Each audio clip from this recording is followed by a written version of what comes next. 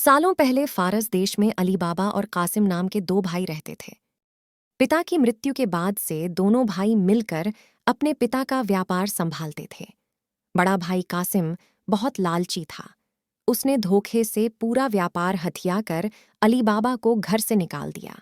इसके बाद अली बाबा किसी बस्ती में जाकर अपनी पत्नी के साथ झोपड़ी में गरीबी की जिंदगी व्यतीत करने लगा। वह रोजाना जंगल जाकर लकड़ियां काट कर लाता और बाजार में उन्हें बेचकर जैसे कैसे घर का गुजारा चलाता था।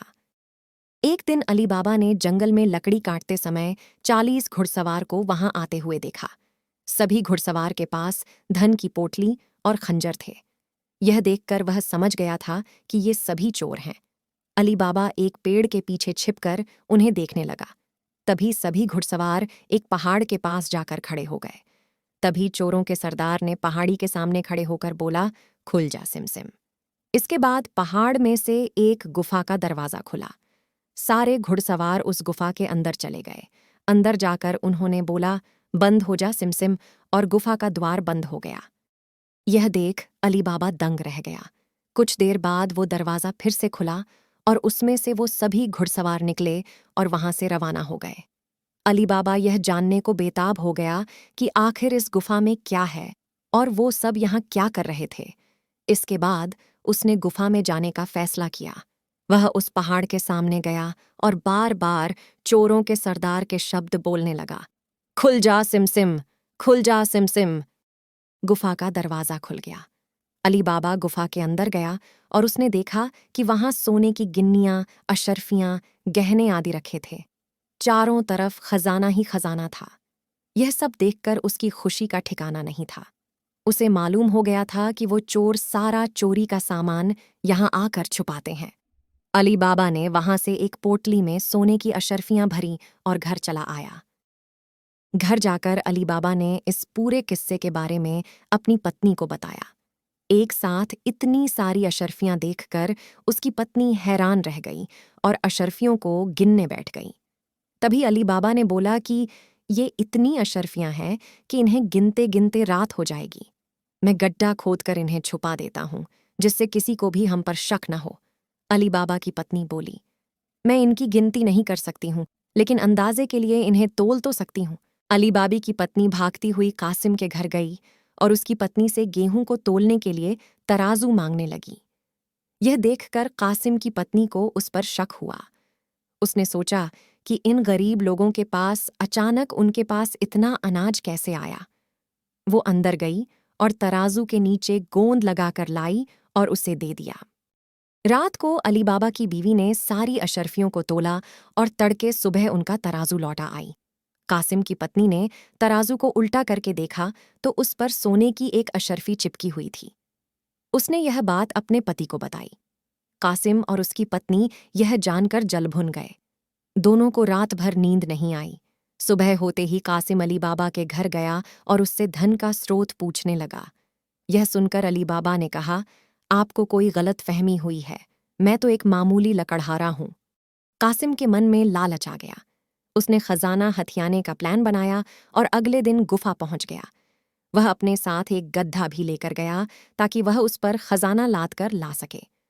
गुफा के सामने पहुंचकर उसने अली बाबा ने जैसे बताया था वैसे ही किया। उसके खुल जा सिम सिम बोलते ही गुफा का दरवाजा खुल गया। अंदर पहुंचकर चारों तरफ खजाना देखकर वह भौंचक्का रह गया।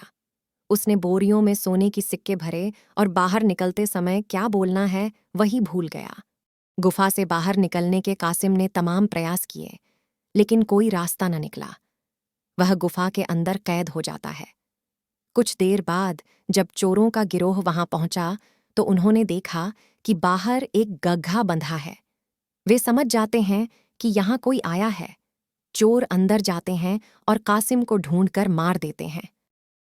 इधर जब कासिम घर नहीं पहुंचता तो उसकी पत्नी परेशान हो जाती है और अली बाबा के घर जाकर बड़े भाई को ढूंढकर लाने के लिए बोलती है। अली बाबा ढूंढता हुआ गुफा के पास पहुंचा तो वहां उसने भाई के गड्ढे को घास चढ़ते हुए देखा।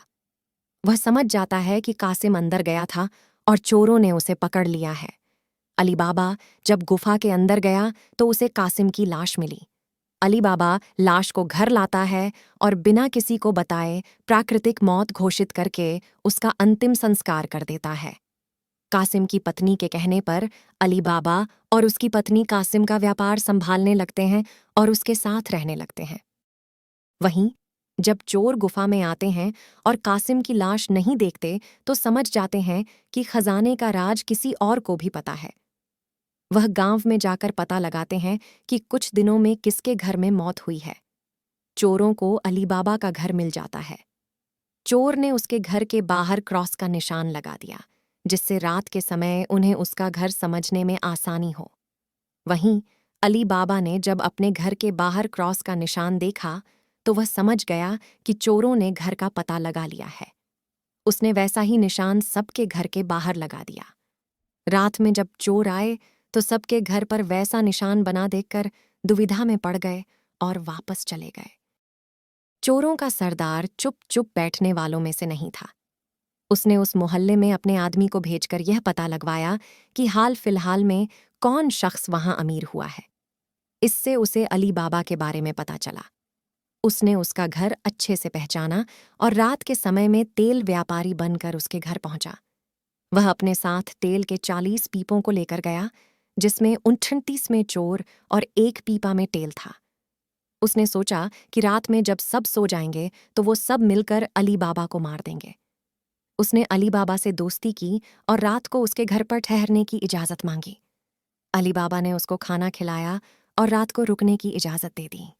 अली बाबा की पत्नी को तेल के व्यापारी पर शक हुआ। उसने सारे पीपों को खटखटा कर देखा और वह समझ गई कि 1 पीपा में तेल है और बाकी में आदमी है। उसने तभी एक तरकीब निकाली। उसने तेल वाले पीपे से तेल निकाला और गर्म कर बाकी पीपों में डाल दिया। सारे चोरों की मौत हो गई। रात में जब सरदार ने चोरों को निकलने का इशारा किया तो एक भी चोर बाहर नहीं निकला। उसने पीपों को खोल कर देखा तो सभी चोर मर चुके थे। यह देखकर वह इतना डर गया कि अपनी जान को बचाने के लिए वह तुरंत वहां से भाग गया।